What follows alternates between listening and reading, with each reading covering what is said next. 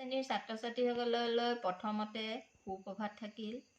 আজি মই তোমালোকক চেপ্টাৰ 6ৰ কলা অৰ্থাৎ টিছুৰ বিষয়ে কিছু কথা ক'বলৈ ওলাইছোঁ।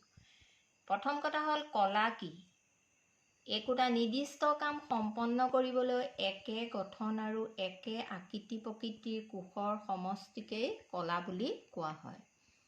কলা দুই প্ৰকাৰৰ, উদ্ভিদ কলা, প্ৰাণী কলা। আজি তোমালোকক উদ্ভিদ কলাৰ বিষয়ে আলোচনা কৰিম। উদ্ভিদ কলা দুই প্ৰকাৰৰ, ভাজক কলা আৰু স্থায়ী কলা। ভাজক কলা আকৌ তিনিটা ভাগত ভাগ কৰিছে। স্থান অনুসৰি ভাজক কলাক অগস্থ ভাজক কলা, পাৰ্শ্বীয় ভাজক কলা আৰু নিৱেশিত ভাজক কলা হিচাপে বিভক্ত কৰা হয়। এতিয়া অগস্থ ভাজক কলাবিলাকে উদ্ভিদৰ কাণ্ড আৰু শিপাৰ একেবাৰে অগ্ৰ অংশত থাকি ক্ৰমে কাণ্ড আৰু শিপাৰ দৈৰ্ঘ্য বৃদ্ধি কৰাত সহায় কৰে। পাৰ্শ্বীয় ভাজক কলাক আমি কেম্বিয়াম বুলিও কওঁ। ই কাণ্ডৰ কলেবৰ বৃদ্ধি কৰে। নিৱেশিত ভাজক কলাই উদ্ভিদৰ পাতৰ ঠাৰিৰ গুৰিত বা গা গছৰ গাঁঠিৰ কাষত। তোমালোকৰ কিতাপখনৰ 69 পেজত এটা কাৰ্যকলাপ আছে, সেইটো উলিয়াই চোৱা। তাত তোমালোকৰ দুটা গিলাচ লৈছে, দুইটা গিলাচতে পানী ভৰাইছে আৰু দুইটা গিলাচতে শিপাৰে সৈতে এটা এটা পিঁয়াজ ভৰাই দিছে। এতিয়া তোমালোকক কিছুদিনৰ বাবে দুইটা পিঁয়াজৰ শিপাৰ বৃদ্ধি লক্ষ্য কৰিবলৈ ক'লে। তোমালোকে প্ৰথম, দ্বিতীয়, তৃতীয়, চতুৰ্থ 4 দিন লক্ষ্য কৰিলা। তাৰপিছত তোমালোকে চতুৰ্থৰ দিনা 2 নং গিলাচত থকা পিঁয়াজৰ শিপা 1 চেণ্টিমিটাৰ দৈৰ্ঘ্যত কাটি পেলাই আকৌ পিঁয়াজটো গিলাচত ভৰাই থবা।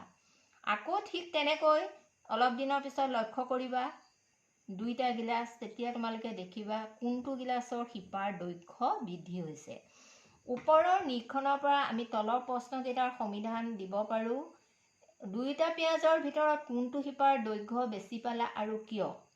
ইয়াৰ পৰা আমি এইটো উত্তৰ পালোঁ যে আমি যিটো পিঁয়াজৰ শিপা 1 নং গিলাচৰ পিঁয়াজৰ শিপাৰ দৈৰ্ঘ্য বৃদ্ধি হ'ব, কাৰণ দ্বিতীয় গিলাচৰ শিপাৰ বৃদ্ধি নহয়। কাৰণটো হৈছে আমি 1 নং গিলাচত পিঁয়াজৰ শিপাৰ অগস্থ ভাজক কলাত আমি কটা নাই, কিন্তু দ্বিতীয়টো যিহেতু আমি কাটি দিছিলোঁ, গতিকে দ্বিতীয় গিলাচটোৰ শিপাৰ বৃদ্ধি নহয়। তাৰপিছত তোমালোকক উদ্ভিদৰ দেহত ভাজক কলা ক'ত ক'ত থাকে মই তোমালোকক বুজালোঁ। এতিয়া তোমালোকে চিত্ৰটো মন কৰা। এইবাৰে ওপৰৰ অগস্থ ভাজক কলা থাকে উদ্ভিদৰ কাণ্ড আৰু শিপাৰ একেবাৰে আগ অংশত। তাৰপিছত নিৱেশিত ভাজক কলা থাকে উদ্ভিদৰ পাতৰ ঠাৰিৰ গুৰিত বা গা গছৰ গাঁঠিৰ কাষত। তাৰপিছত পাৰ্শ্বীয় ভাজক কলা থাকে তোমালোকৰ যিটোক আমি কেম্বিয়াম বুলি কওঁ। ই কাণ্ডৰ কলেবৰ বৃদ্ধি কৰে, অৰ্থাৎ তাৰ গাটো শকত যিমানে হৈ যায় সেইটোকে আমি কলেবৰ বুলি কওঁ। এই হৈছে ভাজক কলাৰ বিভিন্ন স্থান।